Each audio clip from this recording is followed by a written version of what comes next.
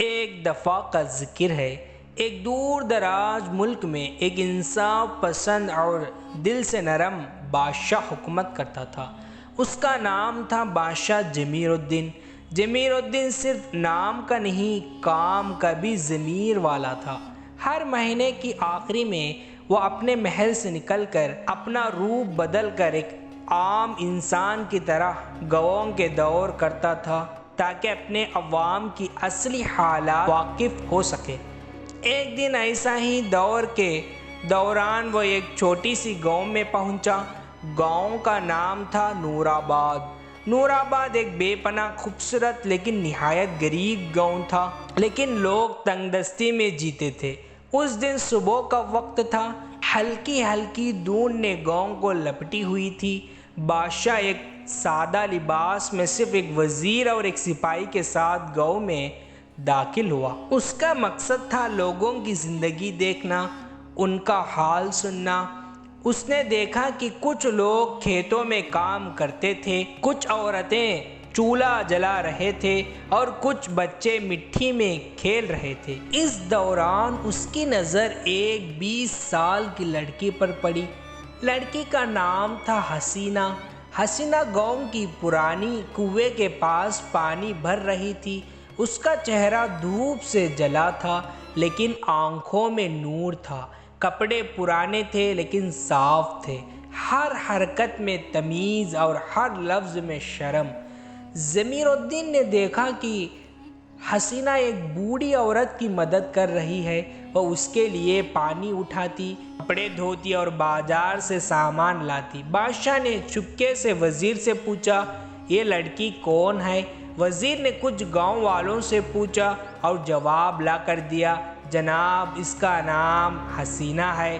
چھوٹی سی عمر میں اس کے ماں باپ کا انتقال ہو گیا تھا، تبھی سے اکیلی ہے، کسی سے کچھ نہیں مانگتی، اپنے دم پر جیتی ہے، محنت کرتی ہے، لوگوں کی مدد کرتی ہے اور کبھی کبھی تعلیم بھی دیتی ہے چھوٹے بچوں کو۔ یہ سن کر بادشاہ کا دل ہل گیا۔ اس نے دیکھا کہ حسینہ صرف اپنی زندگی نہیں، دوسروں کے لیے بھی روشنی بن گئی ہے۔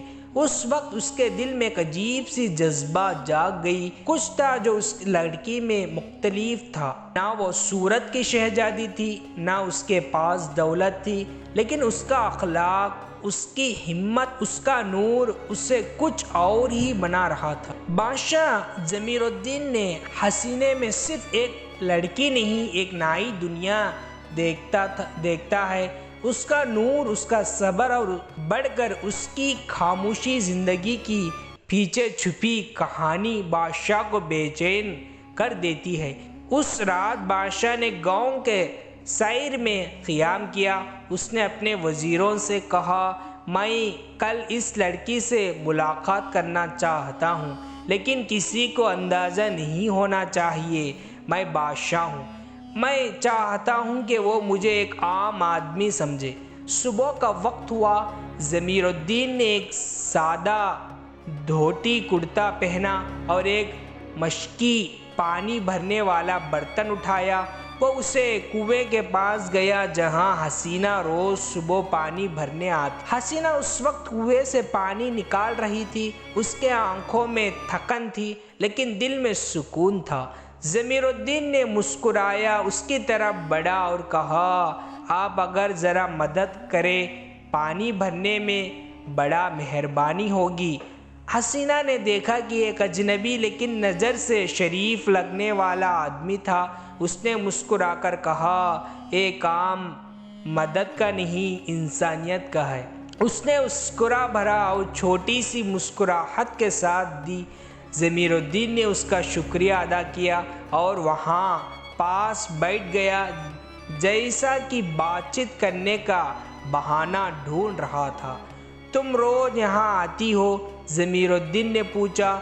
ہاں، حسینہ نے کہا، گاؤں میں سب اپنے کام میں مصروف ہوتے ہی کوئی کسی کے لیے وقت نہیں نکالتا۔ مجھے لگتا ہے کہ اگر میں کسی کا کام ہلکا کر سکوں تو شاید میری زندگی کا مقصد پورا ہو جائے۔ جمیل الدین اس کی ہر بات میں ڈوبا جا رہا تھا، ہر جملہ اس کے دل پر نشانی جوڑ رہی تھی۔ اس نے سوچا یہ لڑکی تو وہی چیز ہے جو میں نے زندگی بھر ڈھونڈی، صدقہ، محبت اور اخلاق کا سنگم۔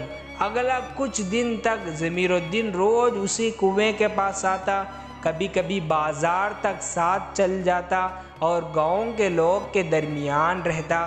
حسینہ نے کبھی اس کی ذات کا اثر نہیں لیا، اس کے لیے ضمیر کہتی تھی، لیکن ضمیر الدین کا دل روز اس کی طرف اور جھکتا جا رہا تھا۔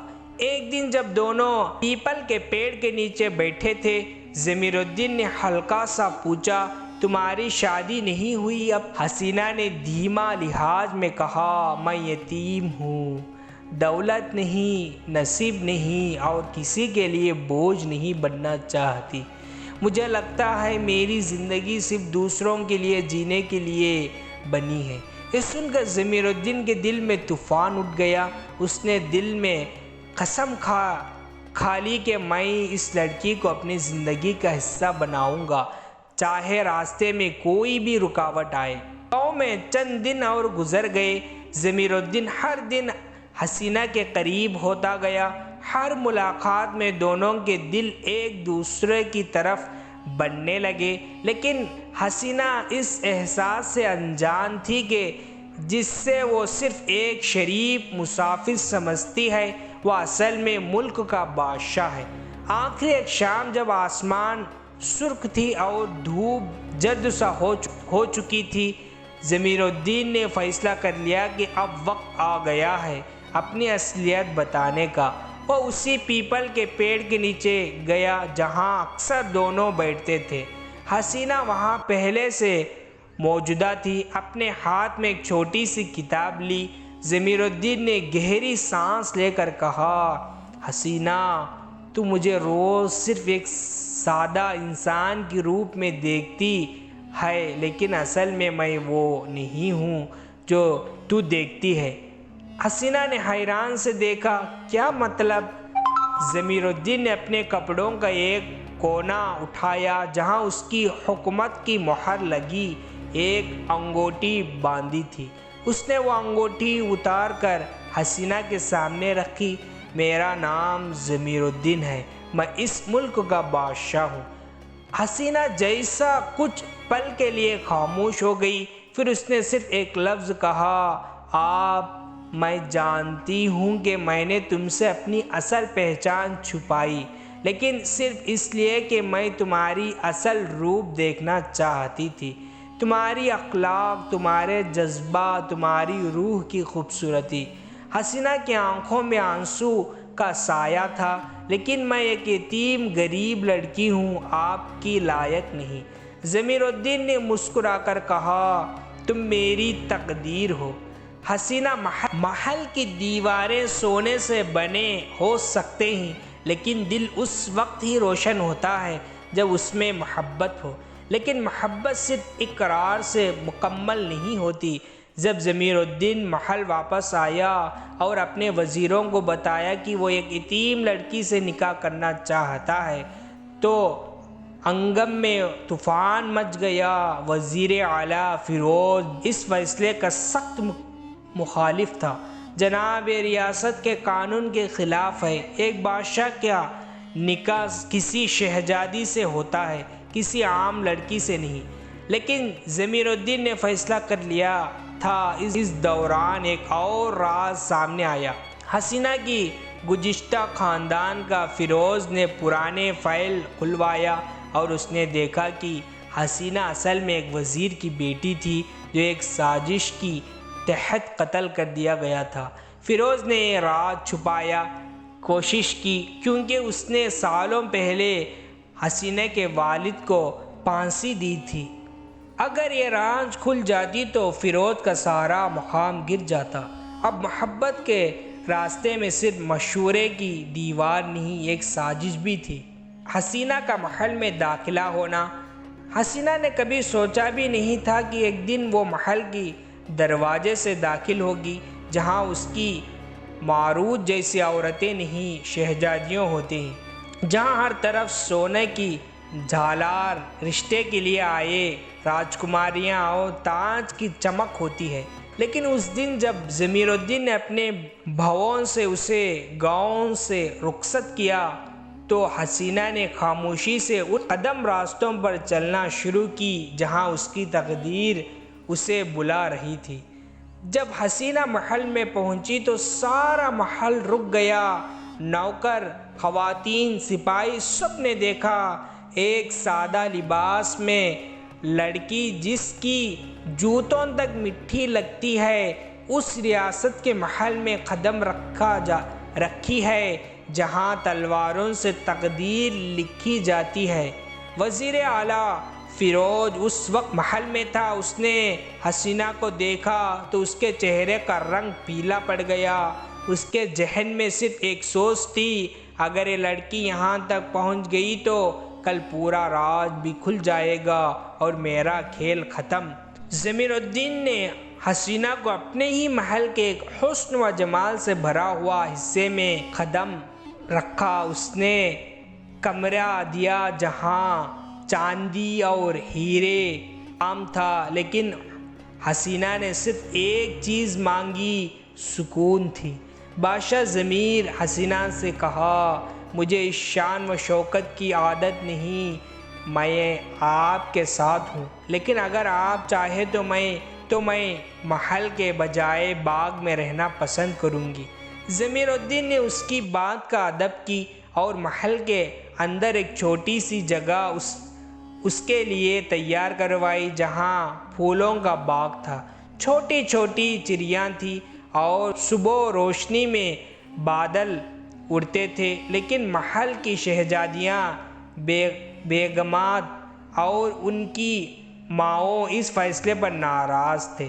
ایک یتیم لڑکی بادشاہ کی ہمسفر، اگر یہ مثال قائم ہو گئی تو پھر ہماری بیٹیوں کا کیا؟ سیاست کی زمین گرم ہونے لگی۔ فیروز نے ایک رات چھپا کر حسینہ کے کمرے میں اپنا آدمی بھیجا، مقصد تھا اسے دھمکانا، لیکن حسینہ نے دریافت کیا، اس آدمی کو پہچانا، وہ تھا اس کی قتل کا گواہ جو اس کے والد کی موت کے وقت زندہ تھا۔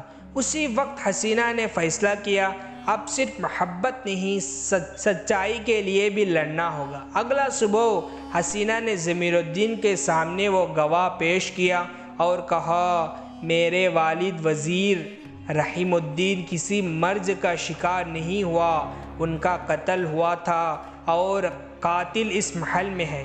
ضمیر الدین نے ہلا، اس نے ترنت عدالت کا فیصلے کا حکم دیا۔ فیروز گھبرا گیا، سب راز سامنے آنے لگا۔ حسینہ کی اصل رتبہ، محل میں سب کچھ بدل چکا تھا۔ اب حسینہ کوئی عام لڑکی نہیں رہی، نہ ہی لوگ اسے صرف ایک مہمان سمجھ رہے تھے۔ اس کے والد کا راز سامنے آ چکا تھا، لیکن اصل رتبہ ابھی باقی تھا۔ ضمیر الدین نے فیصلہ کیا کہ پوری ریاست کے سامنے سچ بیان کیا جائے۔ ہفتے کی رات محل کے سب سے بڑے ہال میں ایک بلایا گیا۔ محل کے بزرگ، شہزادیاں، وزیر اور عوام کے چند لوگ اس محفل میں بلایا گیا۔ ضمیر الدین خود اس کرسی پر تھا جہاں صرف انصاف نکلتا ہے، اور حسینہ اس کے ساتھ کھڑی تھی، لیکن اب صرف ایک محبت بننے کی نہیں، ایک سچ بننے کا تھا۔ ضمیر الدین نے آواز میں وزن ڈال کر کہا، آج سے سالوں پہلے میرے دربار کا وزیر رحیم الدین کا قتل ہوا۔ ان کا قصور صرف یہ تھا کہ وہ سچ بولتے تھے۔ ان کا قتل نے ان کی بیٹی کو یتیم بنوایا، اور اسی بیٹی نے آج اپنے والد کا نام کو پھر سے زندہ کیا۔ پھر اس نے ہاتھ اٹھا کر حسینہ کی طرف اشارہ کیا، یہ ہے حسینہ۔ رحیم الدین صرف ایک یتیم نہیں، ایک شہزادی وزیر کی بیٹی، وہ خاندان جس کا خون وفادار، ایماندار اور انصاف سے بھرا تھا۔ سب حال میں خاموش چھا گیا۔ حسینہ کی آنکھوں میں آنسو تھے، لیکن ان میں کمزور نہیں تھی، وہ آنسو عزت کے تھے، قدر کے تھے۔ فیروز کی شکل زرد پڑ گئی، اس پر اب کیس کھولا گیا۔ گواہی نے گواہی دی، اسے ریاست کا قانون کے تحت گرفتار کر لیا گیا۔ ضمیر الدین نے حسینہ سے کہا تمہارا رتبہ صرف تمہارا خاندان کا نہیں تمہارا عمل کا ہے۔ تم نے ثابت کیا کہ اصل رتبہ تاج سے نہیں سچ سے ملتا ہے۔ اسی وقت عوام نے حسینہ کے لیے نعرہ لگایا، بیگم حسینہ زندہ باد۔ فیروز گرفتار ہو چکا تھا، اس کی سزائش کا پردہ فاش ہو گیا تھا۔ حسینہ کی خاندان کی عزت لوٹ آئی تھی اور ریاست میں ایک نیا صفحہ کھل گیا تھا۔ اب وقت تھا اس کا وعدہ کا پورا کرنا جو ضمیر الدین نے حسینہ سے کیا تھا۔ اس نے ریاست کے سب سے بزرگ مولوی کو بلوایا اور خاص حکم دیا، میں چاہتا ہوں کہ میری ریاست کی شہزادی حسینہ جس کے اخلاق نے میرے دل کو جیتا، جس کا صبر میرا تاج سے بھر کر نکلا، میری زندگی کا حصہ بن گیا۔ ریاست میں ہر طرف خوشیاں چھا گئی، گاؤں سے لے کر محل تک ہر دل نے دعا دی، یتیم لڑکی اب ریاست کی رانی بن رہی ہے۔ نکاح کی تیاریوں کی آغاز ہوئی۔ حسینہ کے لیے خاص لباس تیار کیا، گلابی اور سنہری ریشم سے بنا جس میں موتیاں کا کام تھا۔ اس کی دوپٹہ اس کے والد کی یاد میں بنوایا گیا تھا، اس پر چھوٹی چھوٹی نقشے میں لفظ لکھا تھا، صبر اور سچ کا صلہ محبت کا تاج ہوتا ہے۔ حسینہ نے جب وہ جوڑا دیکھا اس کی آنکھوں میں آنسو آ گئے۔ اس نے اپنے دل سے کہا، ابو آپ کا حق لیا اور اب زندگی کا نیا سفر شروع ہو رہا ہے۔ ضمیر الدین نے فیصلہ کیا کہ نکاح کسی شہزادی کا محل میں نہیں، اسی باغ میں ہوگا جہاں حسینہ نے پہلے بار سکون مانگا تھا۔ پھولوں سے سجایا ہوا درخت، چڑیوں کی آوازیں اور قرآن کی تلاوت کے ساتھ ایک شاندار لیکن روحانی محفل سجائی گئی۔ صبح کا وقت تھا، آسمان صاف تھی، ہوا میں خوشبو تھی۔ مولوی صاحب نے نکاح شروع کی۔ ضمیر الدین نے ایک قدم آگے بڑھا کر سب کے سامنے کہا، میں حسینہ بنت رحیم الدین سے نکاح کرتا ہوں۔ مہر کا طور پر اس کی زندگی بھر کی عزت، امن و محبت رکھتا ہوں۔ مولوی صاحب نے حسینہ سے پوچھا، عمر بنت رحیم الدین، کیا آپ کو یہ نکاح قبول ہے؟ حسینہ نے مسکراتے اور آنسو کے دریا کہا، قبول ہے۔ عوام نے نعرہ لگایا۔ ضمیر الدین اور حسینہ نے ریاست کو مل کر انصاف اور محبت سے روشن کیا۔ حسینہ نے محل میں ایک مدرسہ بنوایا جہاں یتیم لڑکیاں تعلیم حاصل کرتے تھے، اور ضمیر الدین نے ہر مہینے گاؤں جا کر لوگوں کا حال لینا نہیں چھوڑا، کیونکہ وہ دونوں جانتا تھا کہ اصل صحیح رتبہ دلوں کی جیت ہے۔ دوستو، اگر اس ویڈیو آپ کو پسند آیا ہو تو لائک کریں، شیئر کریں اور ہمارے چینل کو ضرور سبسکرائب کرو۔ خدا حافظ۔